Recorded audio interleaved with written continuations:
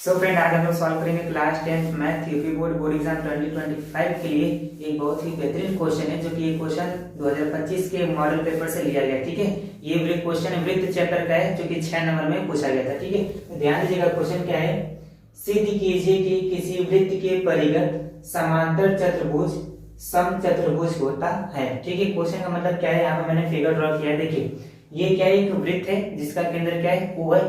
इसके परिगत ए B C D क्या एक समांतर चतुर्भुज है। परिगत का मतलब क्या है कि चारों ओर से क्या करेगा, वृत्त को टच करेगा। ठीक है, वृत्त को टच करेगा। ठीक, तो देखिए हमें क्या प्रूव करना है, ए बी सी डी अभी क्या एक समांतर चतुर्भुज है, और हमें क्या सिद्ध करना है कि ये एक समचतुर्भुज है। समचतुर्भुज का मतलब क्या, जिसकी चारों भुजाएं क्या हो जाए, बराबर हो जाए। ठीक, तो देखिए सबसे पहले क्वेश्चन में लिखेंगे दिया है। ठीक, क्या लिखेंगे, दिया। हमें क्या दिया गया था, केंद्र O वाले वृत्त के परिगत बना ए बी सी डी क्या एक समांतर चतुर्भुज है। ठीक, और सिद्ध क्या करना है, ए बी सी डी एक समचतुर्भुज है, ये हमें क्या करना है, सिद्ध करना है। ठीक, प्रमाण में लिखेंगे ए बी सी डी एक समांतर चतुर्भुज है। ए बी सी डी अगर एक समांतर चतुर्भुज है, तो आप लोगों ने पढ़ा होगा कि समांतर चतुर्भुज की समूह भुजाएं क्या होती हैं, बराबर होती हैं। ठीक, मतलब क्या, देयरफॉर मैं कह सकता हूं कि जो ए बी होगा, ठीक, वो बराबर होगा किसके, ए बी बराबर होगा किसके, सी डी के बराबर होगा। ठीक, ये हो जाएगा सी डी के, और जो ए डी होगा, जो ए डी होगा ये बराबर होगा किसके, बी सी के बराबर होगा, बी सी के। इसको मानते हैं समीकरण नंबर 1 और इसको मानते हैं समीकरण नंबर 2। ठीक है, इन दोनों का आप रीजन लिखेंगे। ठीक है, समांतर चतुर्भुज की सम्मुख भुजाएं बराबर होती हैं, यहाँ पर आप रीजन लिखेंगे इसका। ठीक है, कारण लिखेंगे क्योंकि समांतर चतुर्भुज की सम्मुख भुजाएं बराबर होती हैं। ठीक, इसके बाद देखिएगा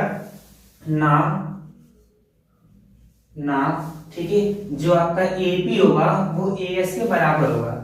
ठीक है, यहाँ पे लिखेंगे एपी जो होगा वो बराबर होगा किसके, एएस के, और जो बीपी होगा वो बीक्यू के बराबर होगा। ठीक है, जो बी पी होगा वो बराबर होगा किसके, बी क्यू के बराबर होगा। वैसे ही जो सी आर होगा वो सी क्यू के बराबर होगा। जो सी आर होगा वो बराबर होगा किसके, सी क्यू के, और जो डी आर होगा वो डी एस के बराबर होगा।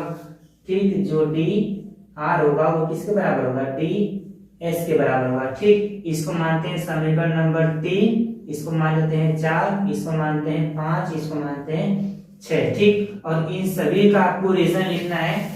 इन सभी का रीजन होगा, ठीक है, बा बिंदु से खींची गई स्पर्श रेखाएं समान लंबाई की होती हैं। ठीक है, इन सभी का रीजन क्या होगा, बा बिंदु से खींची गई स्पर्श रेखाएं समान लंबाई की होती हैं। ठीक, अब क्या करेंगे, समीकरण 3, 4, 5 और 6 को क्या करेंगे, जोड़ेंगे। ठीक है, अब ध्यान दीजिएगा।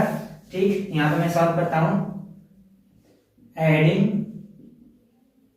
एडिंग इक्वेशन 3, 4, 5 एंड 6, यानी कि हिंदी में समीकरण 3, 4, 5 और 6 को जोड़ने पर। ठीक, तो ध्यान दीजिएगा, जोड़ते हैं यहाँ पर। ठीक, देखिए AP plus BP plus C Q C R. ठीक, क्या है, सी आर है प्लस ये क्या है, डी आर है, और बराबर में क्या होगा, एएस होगा आपका।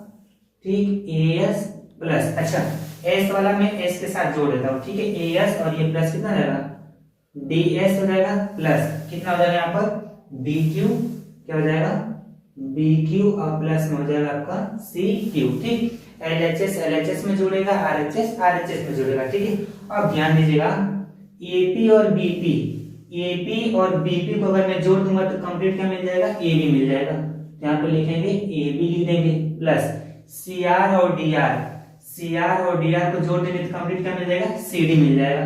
ये हो जाएगा आपका सीडी, इन दोनों को जोड़ने पर सीडी मिलेगा। ठीक, बराबर, देखिए एएस और डीएस, एएस और डीएस को जोड़ देंगे तो कंप्लीट क्या मिलेगा, एडी मिल जाएगा। तो एडी हो गया, प्लस इन दोनों को जोड़ेंगे तो क्या मिल जाएगा हमें, बी सी मिल जाएगा। ठीक, अब ध्यान दीजिएगा, ये हो जाएगा आपके पास ए बी प्लस, इन दोनों में से किसी एक को बदल दीजिएगा। ठीक, अब देखिए सी डी किसके बराबर है, समीकरण नंबर 1 में देखिए सी डी किसके बराबर है, ए बी के, तो क्या सी डी की जगह में ए बी लिख सकता हूँ, बिल्कुल लिख सकता हूँ, ठीक, बराबर ये हो जाएगा आपका ए डी प्लस बी सी।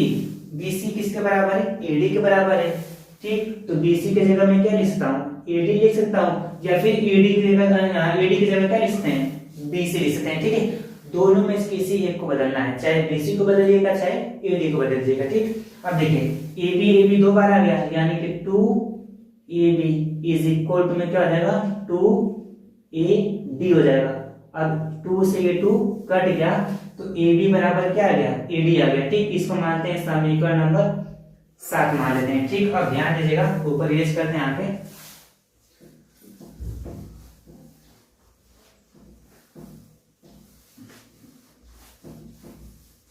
ठीक है। अब ध्यान दीजिएगा, समीकरण यानी कि इक्वेशन, ठीक है, इक्वेशन 1, 2 एंड 7, ठीक है। समीकरण 1, 2 और 7 से मैं कह सकता हूं कि जो ए बी होगा वो बराबर बी सी बराबर सी डी बराबर ए डी, ठीक है। हम कह सकते हैं समीकरण 1, 2 और 7 से कि चारों भुजाएं आपस में क्या होंगी, बराबर होंगी। अगर चारों भुजाएं बराबर हो गई तो हम कह सकते हैं कि ए बी सी डी एक समचतुर्भुज होगा, ठीक। देयरफॉर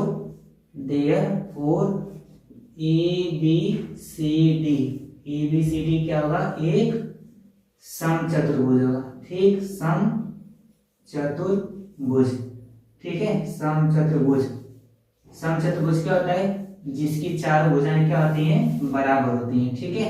यहाँ पर चारों भुजाएं बराबर हो गई तो हम कह सकते हैं कि जो ए बी सी डी होगा वो एक समचतुर्भुज होगा। आपका डाउट होगा मैंने समीकरण 1, 2 और 7 से कैसे कह दिया कि चारों भुजाएं आपस में बराबर हो गई, आइए मैं आपको समझाता हूँ, ठीक। देखिए ए बी किसके बराबर है, सी डी के बराबर है। अच्छा, अगर बताइए, अगर मैं ए बी को क्या मान लूं, x मान लूं, टोटल ए बी को क्या मान लूं, x मान लूं, तो बताइए क्या सी डी x नहीं हो जाएगा, क्योंकि दोनों आपस में क्या है, बराबर है। अगर मैं पूरा ए बी को x मान लिया तो सी डी क्या हो जाएगा, x हो जाएगा, क्योंकि बराबर है, ठीक। अब ध्यान दीजिएगा, ए बी किसके बराबर है, ए डी के बराबर है। ए बी किसके बराबर है, ए डी के। अगर ए बी आपका x है तो बताइए ए डी भी क्या हो जाएगा, x हो जाएगा, क्योंकि बराबर है, ठीक। अब ध्यान दीजिएगा, जो आपका AD है वो किसके बराबर है, यहाँ पे देखिए समीकरण नंबर 2 में AD किसके बराबर है, BC के बराबर है। अगर आपका AD x है तो BC भी क्या हो गया, x हो गया, चारों भुजाएं x हो गई, ठीक। मतलब क्या है, ये एक समचतुर्भुज होगा, ठीक। तो आई होप आप लोग को समझ में आ गया होगा। मिलते हैं एक नए वीडियो के साथ, तब तक के लिए बाय।